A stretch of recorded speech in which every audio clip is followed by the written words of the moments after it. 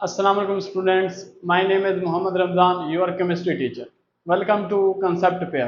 हमने first year chemistry उसका दूसरा चैप्टर स्टार्ट किया हुआ था और आज हम उसका लेक्चर नंबर 4 पढ़ेंगे, जिसके अंदर हम क्वांटम नंबर उसका इंट्रोडक्शन और जो पहला क्वांटम नंबर है प्रिंसिपल क्वांटम नंबर उसको हम स्टडी करेंगे।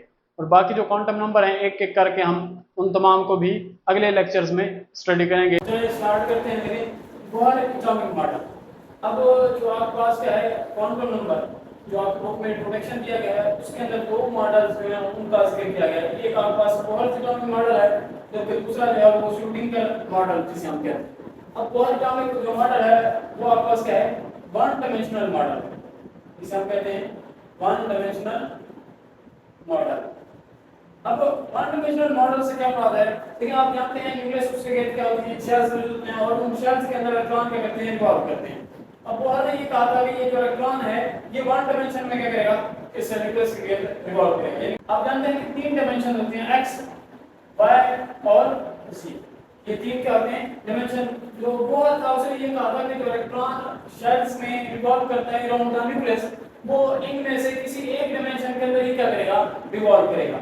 इसका मतलब जो आपके पास ऑर्बिट्स हैं या एनर्जी लेवल्स हैं या आपके पास इन्हें हम शेल्स भी कहते हैं, या आपके पास क्या है इन्हें हम ऑर्बिट्स भी कहते हैं या आपके पास ऑर्बिट्स कहते हैं या आपके पास इन्हें हम एनर्जी लेवल कहते हैं, एनर्जी लेवल या आप किसी का कहेंगे शेल्स भी कह सकते हैं।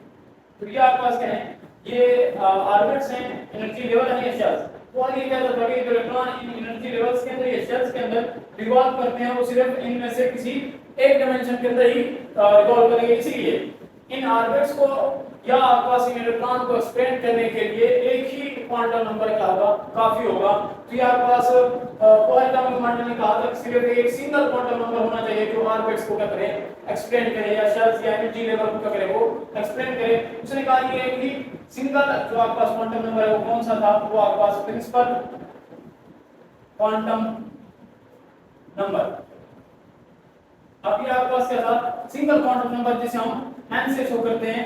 ये बोहर एटॉमिक मॉडल थ्योरी के मुताबिक ये उसने ये कहा था कि जो प्रिंसिपल क्वांटम नंबर है वही सिर्फ क्या करता है एटॉमिक जो ऑर्बिटल है उनको एक्सप्लेन करता है, उनकी जो एनर्जी है और उनका जो क्या पास साइज है इनको आप एक्सप्लेन कर सकते हैं with the help of single quantum number that is known as principal quantum number. और उसने ये कहा था कि बाकी क्वांटम नंबर की कोई जरूरत नहीं है, क्यों? क्योंकि जो इलेक्ट्रॉन है वो शेल्स के अंदर वन डायमेंशनल मोशन के करते हैं शो करते हैं, इसलिए इनको एक्सप्लेन करने के लिए सिर्फ एक सिंगल क्वांटम नंबर क्या होगा काफी होगा। लेकिन बाद में जो श्रोडिंगर था उसने थ्री डायमेंशनल मोशन जो इलेक्ट्रॉन की तीन डायमेंशनल मोशन है यानी कि एक्स वाई और ज़ी तीनों के अंदर इलेक्ट्रॉन की मोशन उसे हम थ्री डायमेंशनल मोशन कहेंगे। ये जो मॉडल है वो आपके पास क्या है थ्री डायमेंशनल मॉडल का रहेगा। अभी आपके पास एक साइंटिस्ट श्रोडिंगर ने क्या किया था पेश किया था। अब इसके मुताबिक देखें यहाँ पर अगर आप देख सकते हैं ये z एक्सिस और ये y एक्सिस और ये x एक्सिस, इसका मतलब इलेक्ट्रॉन है वो इस z एक्सिस के अंदर भी क्या कर सकता है रिवॉल्व कर सकता है और उसके अलावा इस दौरान वो अपनी जो रोटेशन है वो करेगा तो वो शिफ्ट हो सकता है जिसके अंदर y एक्सिस के अंदर भी वो z से y एक्सिस में शिफ्ट हो सकता है या फिर वो z से एक्स एक्सिस के अंदर भी क्या हो सकता है वो शिफ्ट होता है, यहाँ पर भी शिफ्ट हो सकता है, यहाँ पर भी शिफ्ट हो सकता है, यहाँ पर भी। इसका मतलब जो इलेक्ट्रॉन की रोटेशन है या जो इलेक्ट्रॉन है वो शेल्स के अंदर जब रिवॉल्व करता है तो वो तीनों डायमेंशन में रिवॉल्व कर सकता है। तो इस डायमेंशन को हम थ्री डायमेंशनल मोशन कहेंगे। ये इलेक्ट्रॉन जो है ना वो क्या करता है तीनों डायमेंशन एक्स वाई और ज़ी तीनों डायमेंशन के अंदर मूव कर सकता है। इसी वजह से श्रोडिंगर जो मॉडल है उसको हम थ्री डायमेंशनल मॉडल कहते हैं। अब अगर आप देखें बोहर एटॉमिक मॉडल तो उसमें वन डायमेंशनल मॉडल है, वो उसमें जो इलेक्ट्रॉन है वो वन डायमेंशन में मूव करता है तो उसके लिए एक क्वांटम नंबर की जरूरत थी एक्सप्लेन करने के लिए उसे, जबकि श्रोडिंगर मॉडल के मुताबिक इलेक्ट्रॉन है वो तीनों डायमेंशन के अंदर क्या कर सकता है मूव कर सकता है।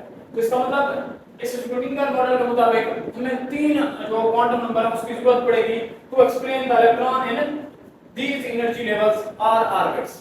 इसका मतलब यहाँ पर आपके पास कितने यहाँ पर हमें श्रोडिंगर मॉडल के मुताबिक हमें तीन quantum number three quantum number उनकी जरूरत होगी। अब वो थ्री क्वांटम नंबर कौन कौन से हैं? सबसे पहले आपके पास principal quantum number, quantum number, और दूसरा जो आपके पास है वो azimuthal quantum number, azimuthal quantum number, और जो तीसरा है वो आपके पास क्या है, magnetic quantum number, magnetic quantum number. इसका मतलब ये तीन क्वांटम नंबर हैं जो कि इलेक्ट्रॉन की मोशन को इन तीन डिमेंशन के अंदर क्या करेंगे, एक्सप्लेन करेंगे। अब जो प्रिंसिपल क्वांटम नंबर है उसे हम n से शो करते हैं, एजीम्यूचुअल क्वांटम नंबर को हम l से स्मॉल l से शो करते हैं, जबकि जो मैग्नेटिक क्वांटम नंबर है उसे हम स्मॉल n से क्या करते हैं, डिनोट करते हैं। तो ये आपके पास क्या था, श्रोडिंगर मॉडल था, उसके मुताबिक इलेक्ट्रॉन की मोशन 3 डिमेंशन होती है, इसीलिए तीन क्वांटम नंबर क्या होंगे उसको एक्सप्लेन करेंगे। अब ये जो तीन क्वांटम नंबर हैं उस इलेक्ट्रॉन या उस ऑर्बिट की जो शेल है या ऑर्बिट है या एनर्जी लेवल है उसके आसपास साइज को, उसके आसपास जो शेप है, एनर्जी और ओरिएंटेशन, ओरिएंटेशन इनके वो उसका मुहैया रूप क्या है, किस तरह की उसने ओरिएंटेशन को अख्तियार की हुई है, एक्स एक्सिस की तरफ है, वाई की तरफ है, या जी की तरफ है, या एक्स और वाई दोनों की तरफ है, वाई और जी दोनों की तरफ है, या तीनों की तरफ वो अपनी डायरेक्शन क्या करता है, शो करता है। जैसे कि डी के हम डी जो ऑर्बिटल है उसके अंदर हम जाके ये ओरिएंटेशन वाले कांसेप्ट को देखेंगे। अब ये आपके पास क्या था, श्रोडिंगर मॉडल। अब ये जो तीनों क्वांटम नंबर है हम श्रोडिंगर वेव इक्वेशन है, श्रोडिंगर वेव इक्वेशन उसमें से हम इन तीनों क्वांटम नंबर को करते हैं, हम डिराइव करते हैं।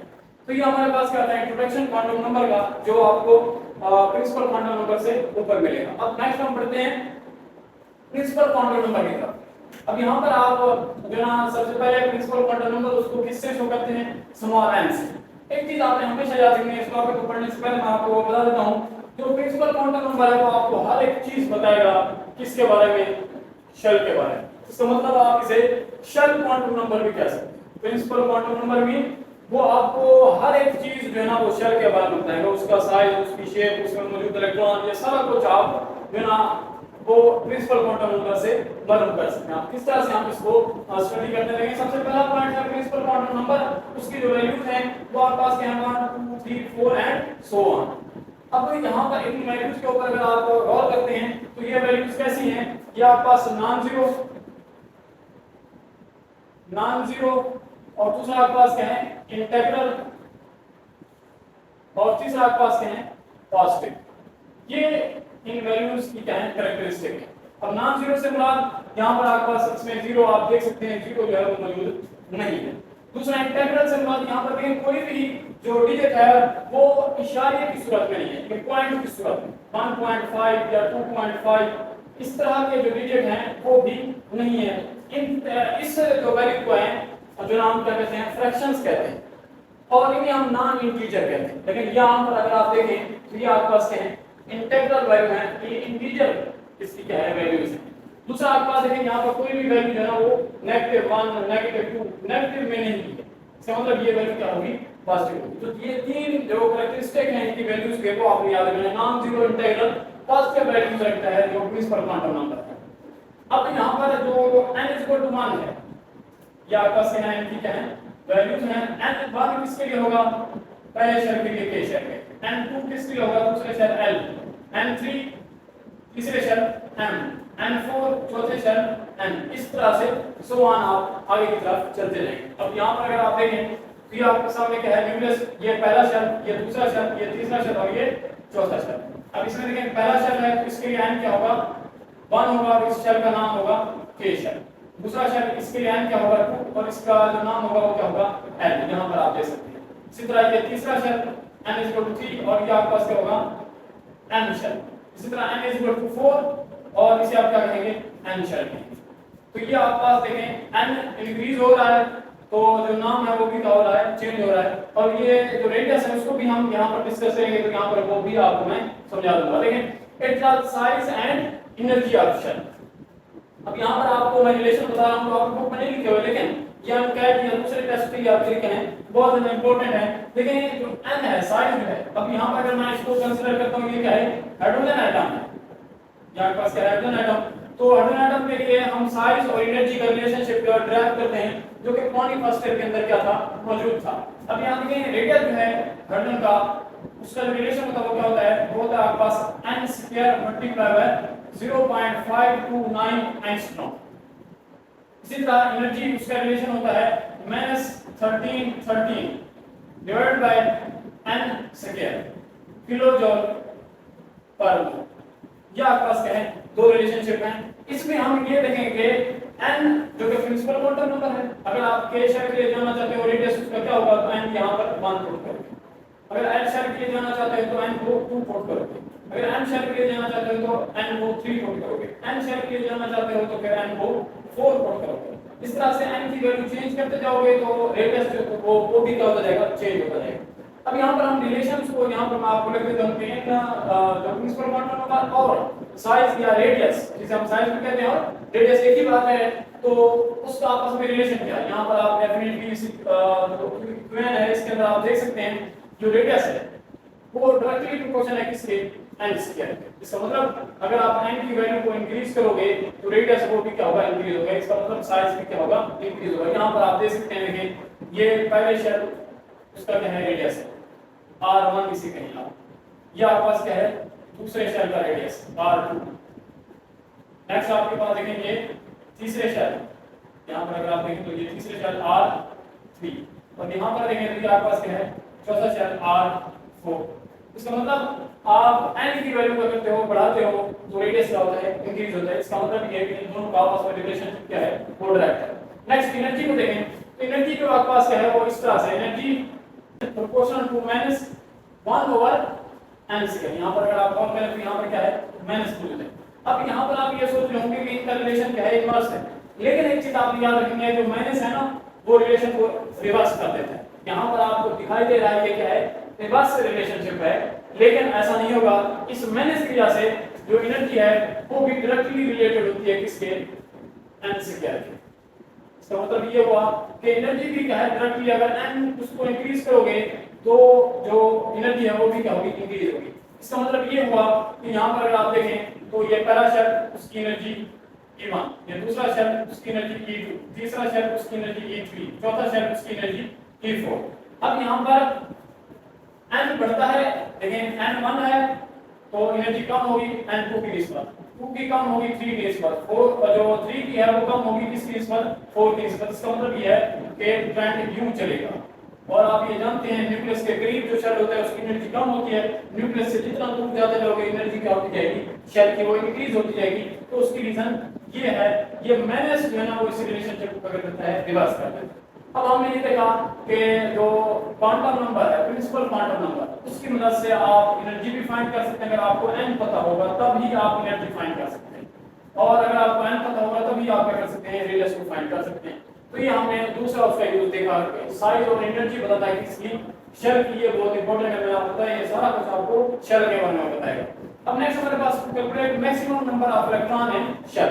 अगर आप किसी भी शेल, यहाँ पर देखें K, L, M, N, इन शेल्स के अंदर अगर आप इलेक्ट्रॉन को जानना चाहते हैं तब भी आप क्या करेंगे, प्रिंसिपल क्वांटम नंबर उसको यूज करेंगे। यहाँ पर आप देख सकते हैं प्रिंसिपल क्वांटम नंबर को यूज हो रहा है n, तो फार्मूला आपके पास है 2n स्क्वायर। अगर मैं यहाँ पर फाइंड करना चाहूँ k के लिए, तो आप जानते हैं k के लिए n जो है वो क्या होता है, n = 1।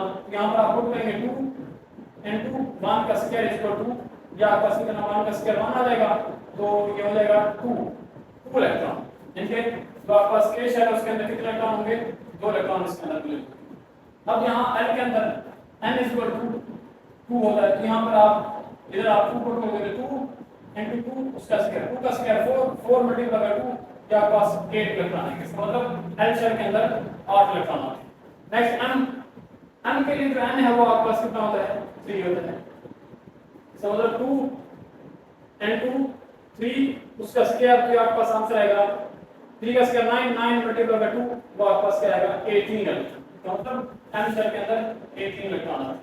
नेक्स्ट हमारे पास n के अंदर जो n है वो क्या होता है, 4 होता है।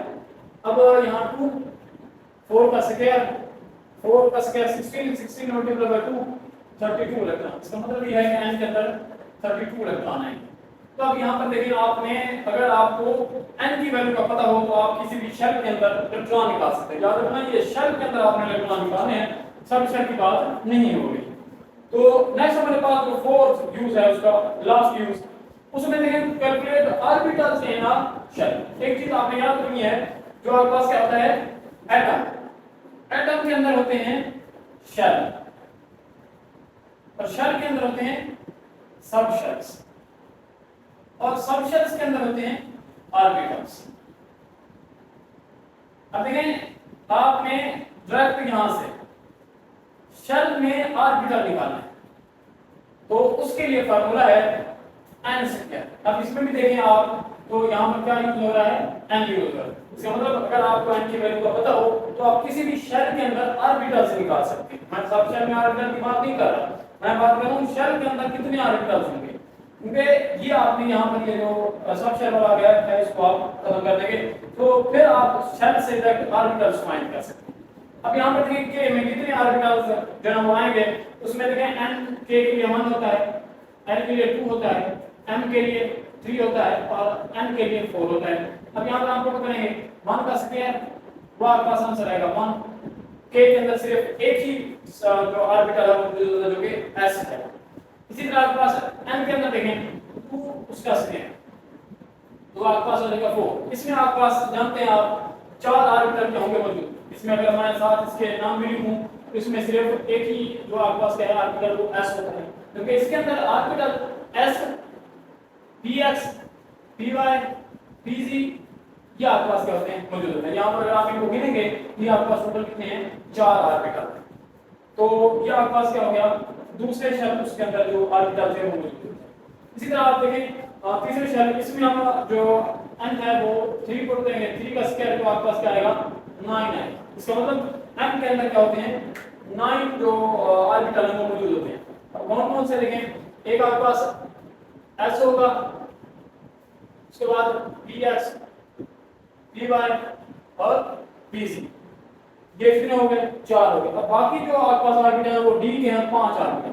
اس میں dxy dyz dxz dx2 y2 اور dz2.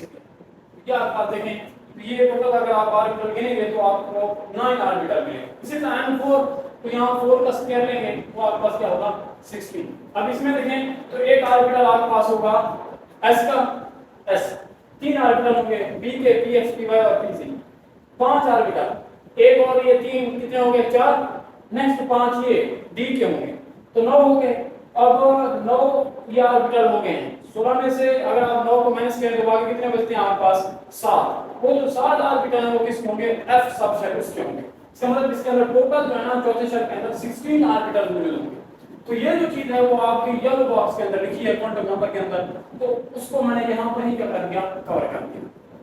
تو یہ آج کا ہمارا لیکچر تھا جس میں ہم نے پرنسپل کوانٹم نمبر اور اس کے یوزز کو ہم نے ڈسکس کیا. اگر آپ کو لیکچر پسند آیا تو چینل کو ضرور سبسکرائب کیجیے گا تاکہ آپ کو آگے آنے والے لیکچرز بھی بر وقت ملتے رہیں. شکریہ. اگر آپ کو یہ لیکچر پسند آیا ہو تو لائک کریں, شیئر کریں اور چینل کو ضرور سبسکرائب کریں تاکہ آپ کو ملتے رہیں ایسے ہی ہیلپ فل ویڈیوز. شکریہ.